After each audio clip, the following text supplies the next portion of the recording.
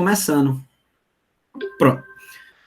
Hello, everyone. My name is Max Andrade. I'm professor at University Federal of Pernambuco in Brazil. In this event, we present the work developed by Isabella Rodrigues to conclude the undergraduate courses in architecture and urbanism.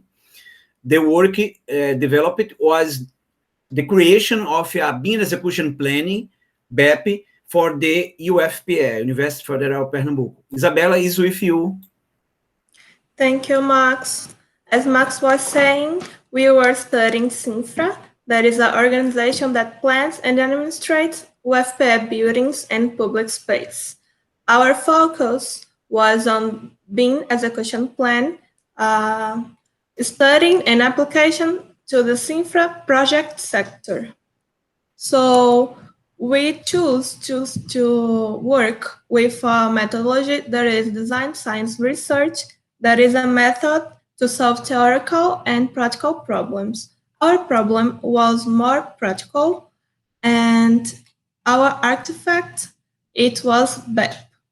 So we studied this based on many authors as Eastman, Levine, and the main author was Mesner et al.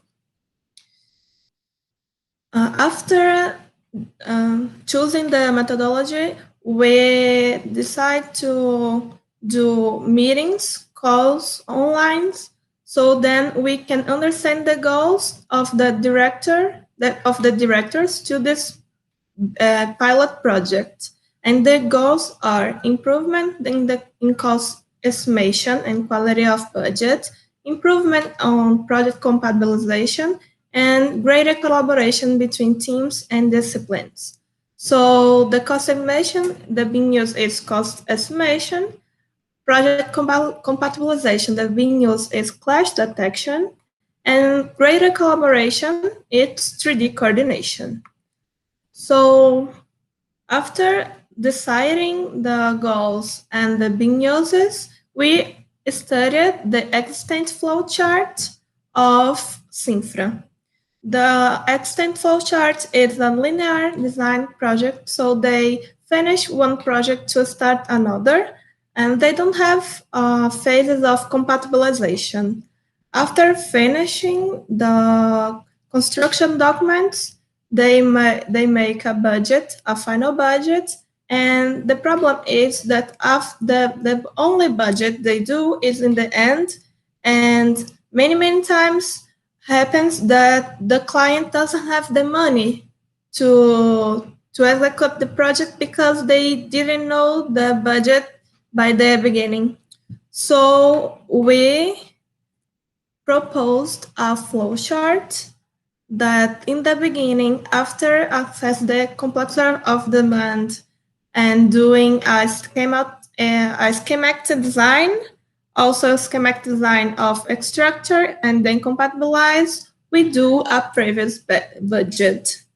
This flowchart is different because we work with parallel actives as schematic design of architecture and then structure, and we create a initial budget that can finish the project if the client doesn't have any money.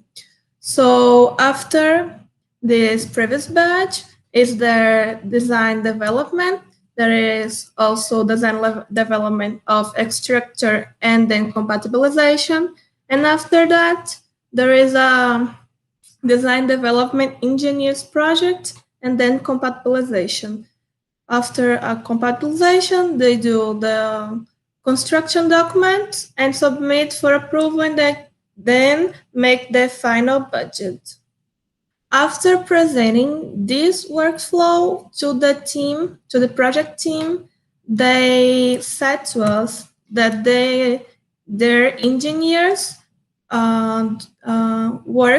they do projects on paper. So we acrescent a phase that the engineer will do the project, and after that, a trainee or intern will pass the project to a BIM software, and then we're gonna compatibilize it all, and then continues to the final budget.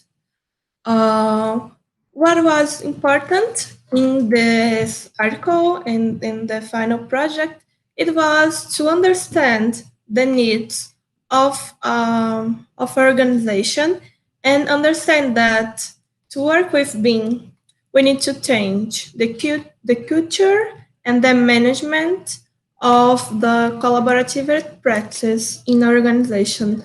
So to improve the quality of BIM implementation, we need to know the technical capabilities and then transform the communication and the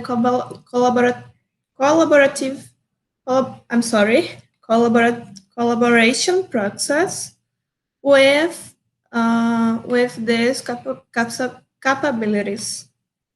So I think that's all. Thank you everyone for watching.